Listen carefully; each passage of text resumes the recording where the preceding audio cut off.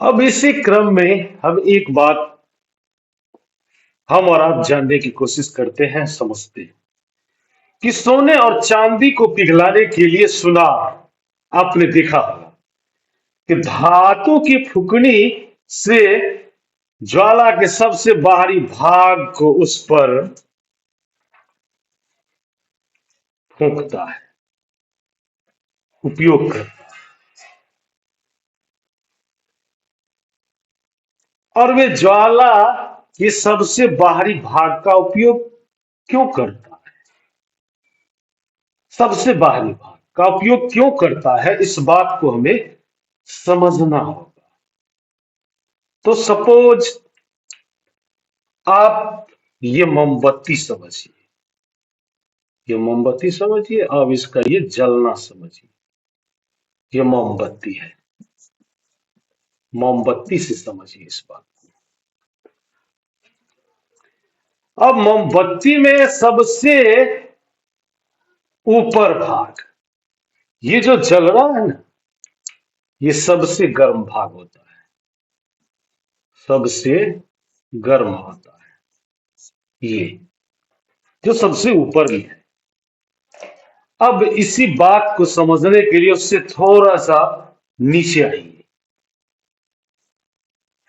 अब थोड़ा सा नीचे आएंगे तो यह है कम गर्म, कम गर्म होगा। ठीक। अब इसके यदि नीचे और आते हैं तो सबसे कम गर्म होगा, सबसे कम गर्म होगा। पूर्ण दहन का बाह्य क्षेत्र। अब ये जो आप इस साइड देख रहे हैं, ये पूर्ण दहन का बाहरी क्षेत्र है, बाहरी क्षेत्र है ये पूर्ण दहन का। अब इसी बात को विस्तार से समझने के लिए हम सबों को ये जानना होगा। अब उससे नीचे आइए थोड़ा सा, तो क्या होगा? आंशिक, आंशिक दहन। अगर हम थोड़ा सा आंशिक दहन, ये मध्य होगा, तो मध्य में अब क्या होगा? ये जरा सा पीला दिखाई देगा। क्या दिखाई देगा? पीला दिखाई देगा। और बिना जली मोमबत्ती का सबसे आंतरिक क्षेत्र जो नीचे होता है, सबसे नीचे होता है, ये काला दिखाई देगा। यह भी बात हम सबों को जानना होगा विस्तार से। तो अब इसके बाद, जानने के बाद कि मोमबत्ती की ज्वाला के विभिन्न क्षेत्र कैसे होते हैं, इस बात को भी हमने समझा, आपने समझा। अब याद करिए कि ईंधन क्या होता है। घरेलू और औद्योगिक उपयोगों से संबंधित उष्मा ऊर्जा के प्रमुख स्रोत लकड़ी, काष्ठ, कोयला, पेट्रोल, मिट्टी का तेल आदि, ये पदार्थ ईंधन कहलाते हैं। अच्छा ईंधन वह है जो सहज से उपलब्ध हो जाता, यह सस्ता भी होता है और वायु में सामान्य दर से सुगमता पूर्वक जलता भी है। तो यह अधिक मात्रा में उष्मा उत्पन्न करता है। यह जलने के उपरांत कई अवांछनीय पदार्थ नहीं छोड़ता, कोई अवांछनीय पदार्थ नहीं छोड़ता। संभवतः ऐसा कोई भी ईंधन नहीं है जिसे एक आदर्श ईंधन माना सके इंसान के जीवन में। हमें ऐसा ईंधन ढूंढना चाहिए जो किसी विशेष उपयोग की अधिकांश आवश्यकताएं पूरी करता हो। और ईंधन के मूल्यों में भिन्नता होती है। कुछ ईंधन अन्य ईंधनों की अपेक्षा सस्ते होते हैं। तो जिन ईंधनों से आप परिचित हैं, तो उसको आप अपने दिमाग में बिठाइए कि ठोस, द्रव और गैसीय है। ये तीन प्रकार से ईंधन में वर्गीकृत हो सकते हैं। तो ईंधन की क्षमता, यदि आप इस तरीके से समझे कि ईंधन की क्षमता, तो गोबर के उपले जो गांव में देखते हैं हम, और कोयला और एलपीजी को जलाकर पानी की एक निश्चित मात्रा को उबाले तो आप कौन से ईंधन को चुनेंगे? इसको आप अपने आप में सोचिए या अपने माता पिता की मदद ले सकते हैं, लेनी भी चाहिए। क्या यह ईंधन बराबर मात्रा में ऊष्मा उत्पन्न करते हैं?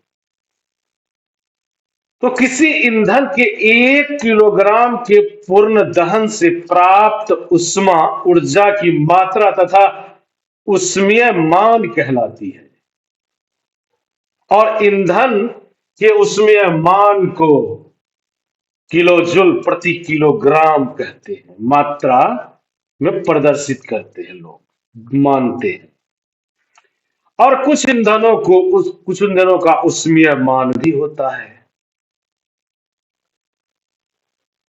तो अब ईंधनों का ऊष्मीय मान क्या होगा?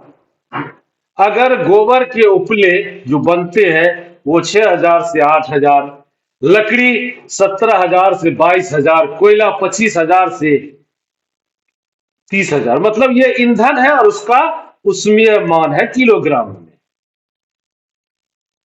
पेट्रोल 45,000, मिट्टी का तेल 45,000, डीजल 45,000, मेथेन 50,000, सीएनजी 50,000, एलपीजी 55,000, जैव गैस 35 से 40,000 और हाइड्रोजन 1,50,000। अब ईंधन के दहन के हानिकारक उत्पाद प्राप्त होते हैं, ये भी बात आप इसी क्रम में जान लीजिए। तो ईंधन का बढ़ता हुआ उपयोग पर्यावरण पर हानिकारक प्रभाव डालता है, ये सीधी सी बात है। लकड़ी, कोयले और पेट्रोल जैसे कार्बन ईंधन बिना जले कार्बन कण छोड़ते हैं। ये सूक्ष्म कण खतरनाक प्रदूषक होते हैं जो दम्मा जैसे श्वास रोग उत्पन्न करते हैं।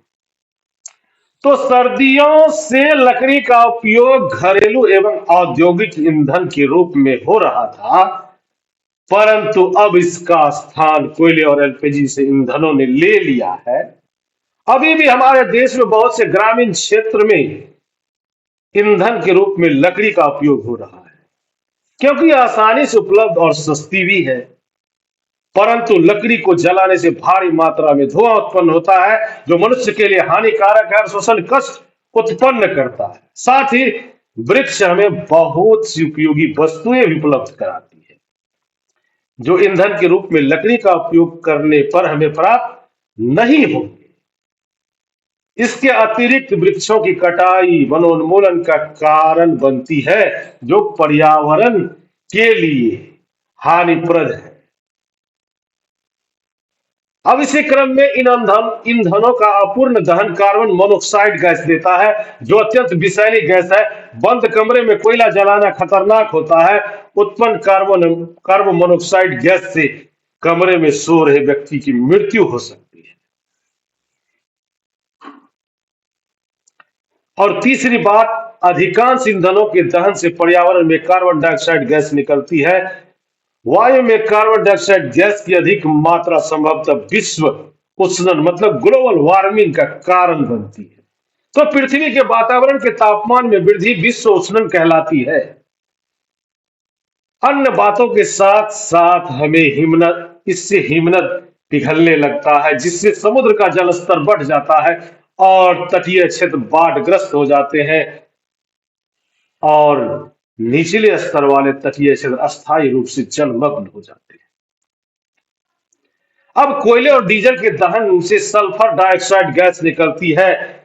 यह अत्यंत दमघोटू और संक्षारक गैस है। इसके अतिरिक्त पेट्रोल ईंधन नाइट्रोजन की गैसीय ऑक्साइड छोड़ते हैं। सल्फर और नाइट्रोजन के ऑक्साइड वर्षा जल में घुल जाते हैं तथा अम्ल बनाते हैं। ऐसी वर्षा अम्लीय वर्षा कहलाती है, अम्ल वर्षा, जो फसलों, भवनों और मृदा के लिए बहुत हानिकारक होती है। आगे की बात हम लोग विस्तार से जानेंगे।